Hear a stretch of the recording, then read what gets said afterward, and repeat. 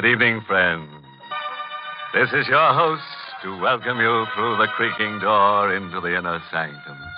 Come in, please do come in. Our little place may not be a mansion, but it has its advantages. For one thing, it's thoroughly scare condition. The scream pipes are always in good working order, and we're very proud of our hot and cold running slaughter. And the rent's quite reasonable, too. We get a cut break.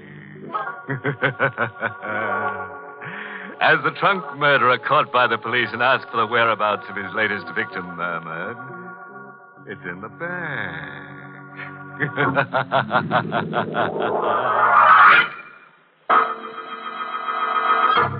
Tonight's Inner Sanctum mystery, Birdsong for a Murderer, was written by Lou Vittis and stars Ted Osborne in the role of Carl with Arlene Blackburn as Elaine. Well, you've had your warning. Whatever happens from now on, you asked for. Just be sure the family is provided for. And now to our happy little anecdote for tonight. Birdsong for a Murder. My name is Carl Warner. An undistinguished sort of name, but I'm an undistinguished sort of man, so the name fits, I guess. I'm not a young man any longer, but I don't mind that. I wasn't very happy when I was young. Now, well, at least I'm not unhappy. And late at night, after Elaine has gone upstairs to bed, she's my wife. She's very pretty and younger than I am, and maybe I made a mistake in marrying her, but anyway, late at night, I go into the room where I keep the birds, and then, listening to them sing, I get as close to happiness as I can expect. I stay an hour, and then I cover their cages. And then they know it's time to sleep, and they sleep. Even on the stormiest of nights. And this was a stormy night. The birds were still, and I turned to go upstairs when someone knocked at the front door. It was late. We know very few people. We kept to ourselves mostly, Elaine and I, so I worried a little when I opened the door. Yes? Mind if I come in, Mr. Warner? It's kind of damp out. Oh, no, of course not. You seem to know me. I do, don't I? But I don't know you. My name is Brule, Chester Brule. Oh, how do you do? Well, I'd do better if I was sitting down. I'm sorry. Please. Thanks. Chester Brule. I still don't... Remember? Doesn't matter. What did you want? Nice place you got here. Much nicer than Cragmount. Cragmount? Cragmount Asylum for the insane. You work there? I used to work there. This is all very interesting. Funny thing happened just before I left. One of the inmates escaped. Very neat job. Was helped from the outside. Disappeared. Made quite a sensation.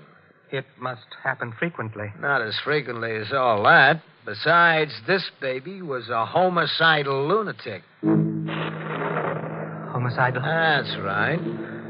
I don't see what all this has to do with me. I didn't say it had. There was one funny thing about this inmate. Was there? Loved canaries. Loved to listen to them sing. Psychiatrists at Cragmount found it very interesting. Birdsong was the only thing that kept the murderous impulse down. Mr. Warner, I'm out of work.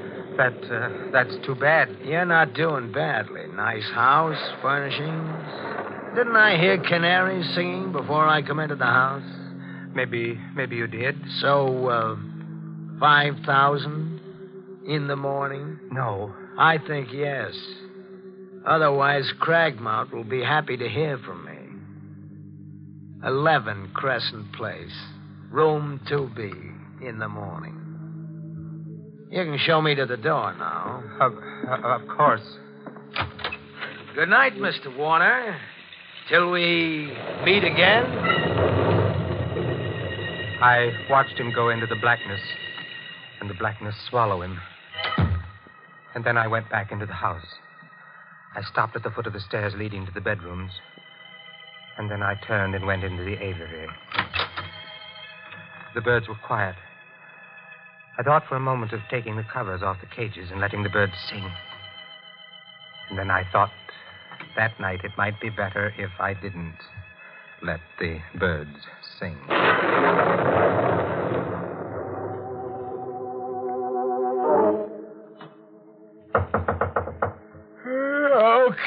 Okay. Who it? Oh. Couldn't wait till morning, huh? I didn't expect... Wait. That knife. No! Oh, I shouldn't have let you... Surprise. Oh.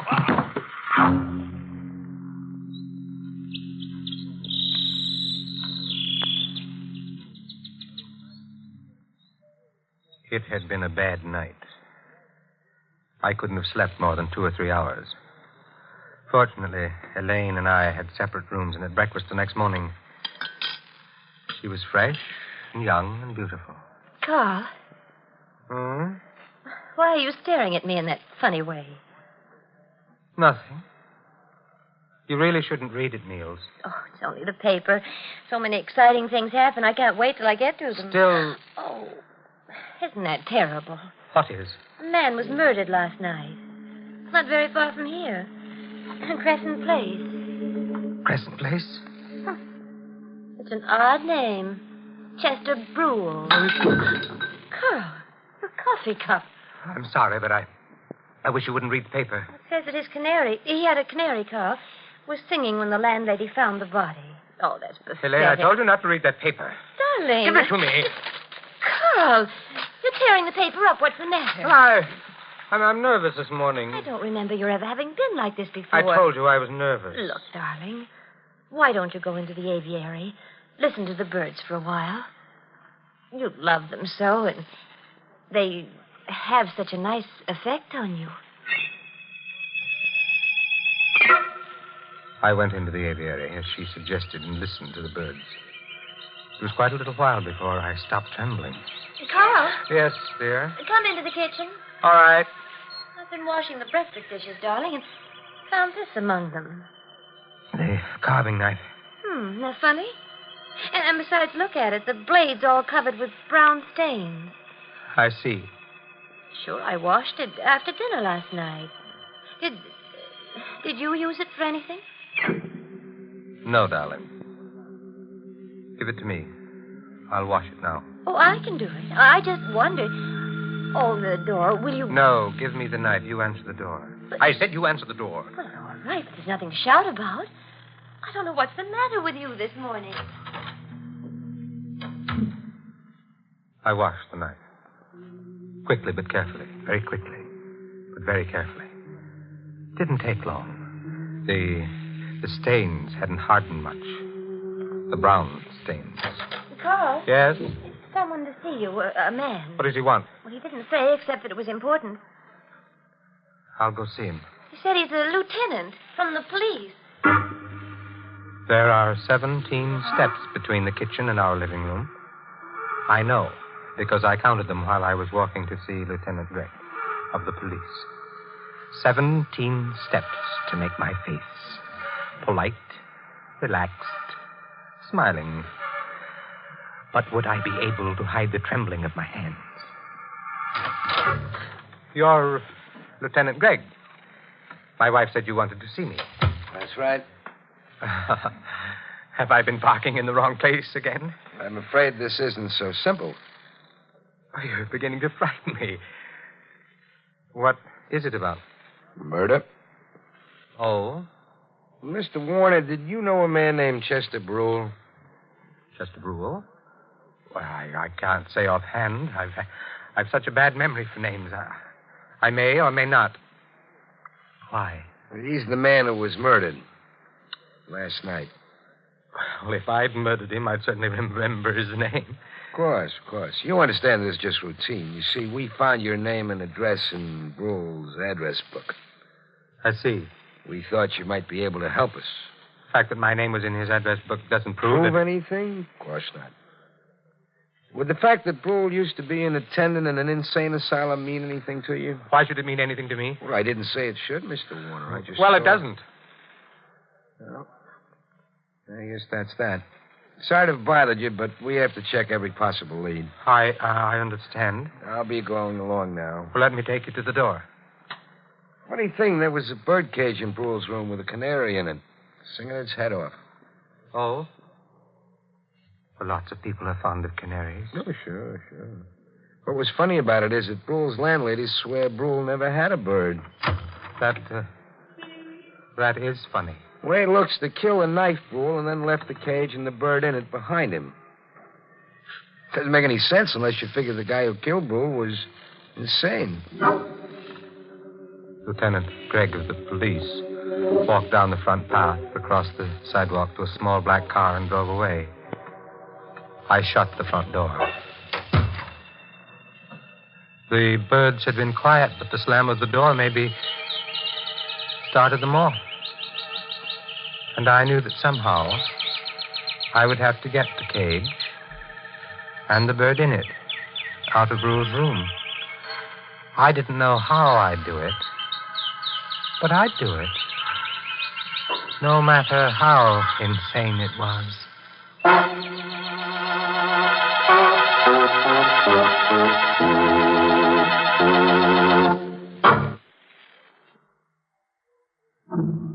It was dark when I got to Crescent Place. Dark on a lonely street. There was no one in front of the house.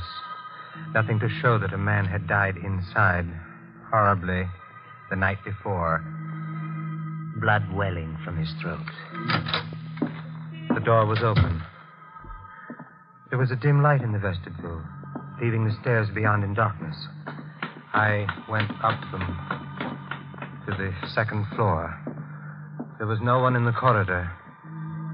The door of 2B opened, and I went in. There was no light. The moon cast a pale glimmer over the room, and someone in a chair near the window. For a moment, I thought it was Brule, but there was no blood. And then I realized it was a policeman in uniform asleep. The cage was near the sleeping man. Would his sleep be sound enough? I reached out, lifted the cage, reached the door, and closed it. Oh, I was safe.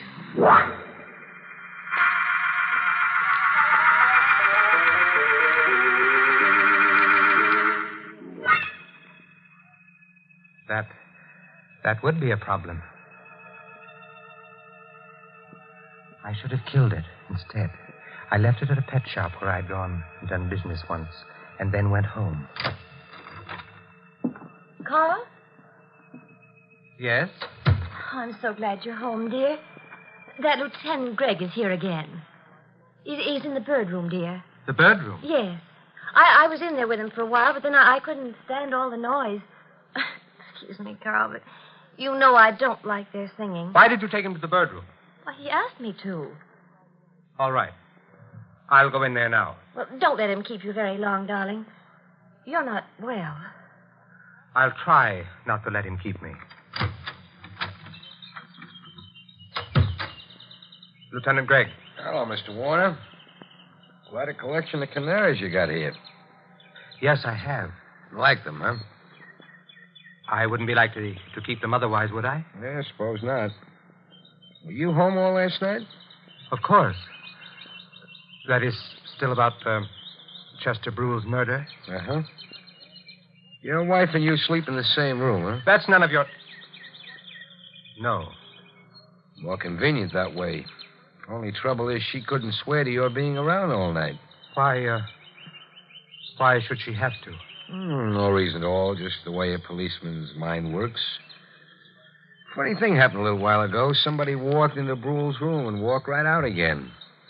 With that bird cage. Weren't the police guarding the room? Supposed to be, but we slipped up. Say, remember my mentioning I thought the man who'd killed Brule and left the bird cage behind him must be insane? You Did say something of the sort. Yep. And then there's the fact that Brule used to work with insane people. Begins to mesh, huh? I know very little about police work. Well, I hope I'm not boring you. Anyway, it occurs to me maybe I'd better take a trip up to Cragmount. I suppose going to asylums or any place else is a part of your job. Sure. Oh, and did I mention Cragmount was an asylum? Why, you must have. Yeah. That is yeah. I'll run up there, and I wouldn't be surprised if I get all the answers. What do you think? I think I'm going to... Carl, What is it, Elaine? Well, it's so late. I thought... I can take a hint, Mrs. Warner. Don't bother showing me the door. Night. He seems like a very nice man. Carl, stop it. What? That stare. If I didn't know you so well, I'd say you were going mad. Go to bed, Elaine. All right, darling. Oh, Carl, look. Look at what? Through the window. The garden. Lieutenant Gregg didn't go away. He's down there. Get away from the window. Go to bed. Well, I'm going. He looks as if he's waiting down there for something. For what, Carl? I knew what he was waiting for.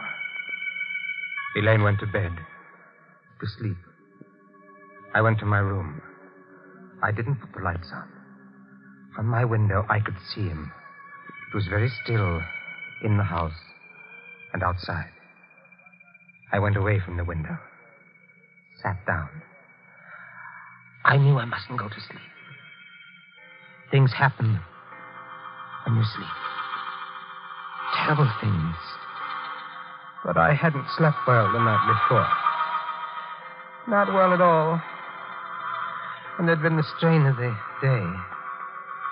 It was night now, and dark, and still. Terribly still.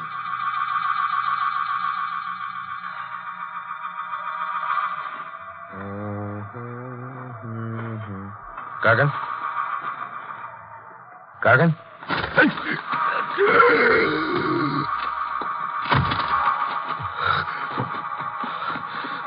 I was right. Only it wasn't Gargan. I'm cold.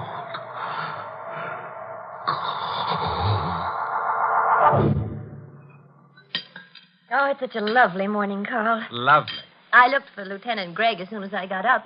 He wasn't in the garden anymore. He must have got tired, gone home, or back to headquarters, wherever policemen go. Oh, dear, that's the Swenson's dog. And he got into our garden again. I'll have to get him out. Elaine, don't. Darling, he'll dig up all the flowers looking for bones. I'd better go. Elaine! Maybe he won't be there. Maybe somehow the truth isn't the truth, and I'm not... Elaine! Where are you? Oh, under the tree. Here. What? Look. Lieutenant Gregg. His throat. Oh. Come inside. All right. The kitchen. Oh. Carl, where are you going? The kitchen. What are you doing? The drawer, silverware. Yes, it's here. The carving knife. That's right. Well, I thought you washed it last night. I guess you didn't. You'd be wrong. I did wash it last night. The stains are still there. The brown stains. These are fresh ones. Elaine, get out of my way. I've got to go to the bird room. Oh, Carl, please don't go away from me. Carl!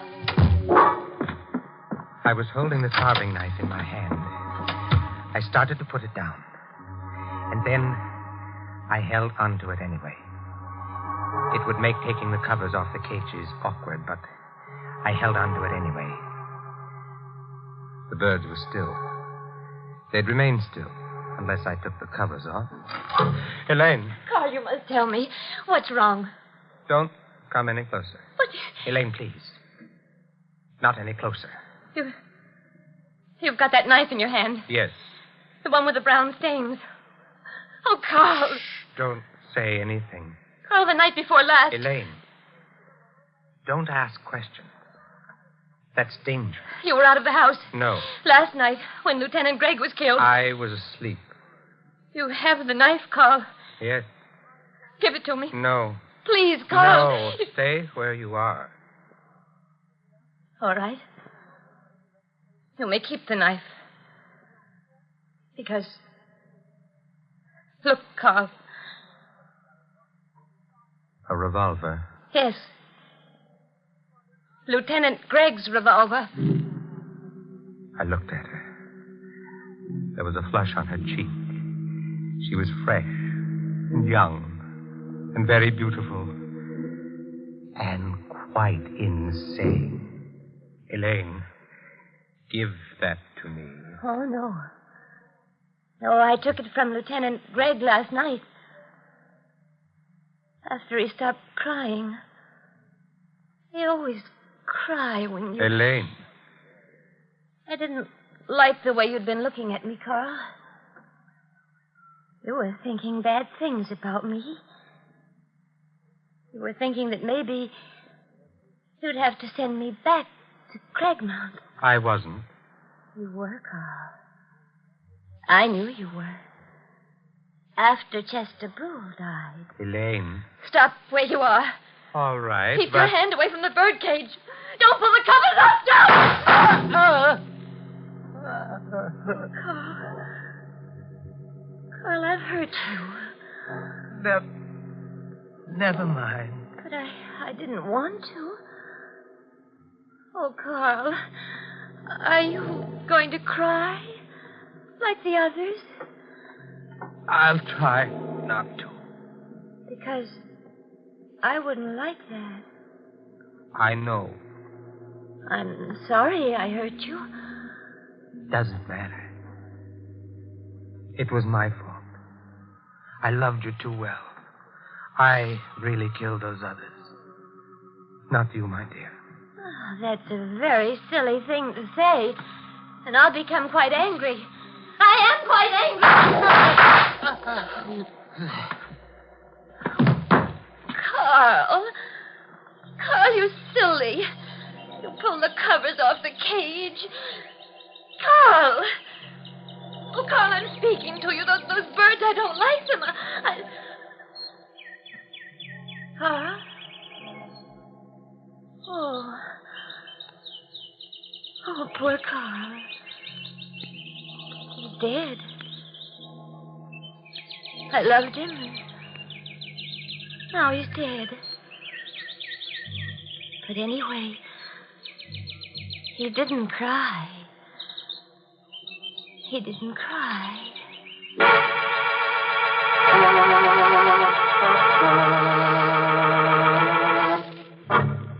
Well, there it is, the story of a couple of lovebirds who, instead of billing and cooing, went in for killing and shooting. Of course, it was all little Elaine's idea.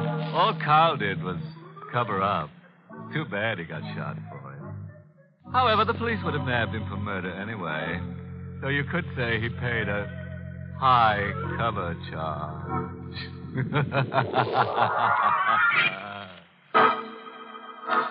Be with us again next week at this same time for another Inner Sanctum Mystery. This program was originally heard in the United States over CBS, the Columbia Broadcasting System, and has been rebroadcast for servicemen and women overseas through the facilities of the United States Armed Forces Radio Service, the voice of information and education.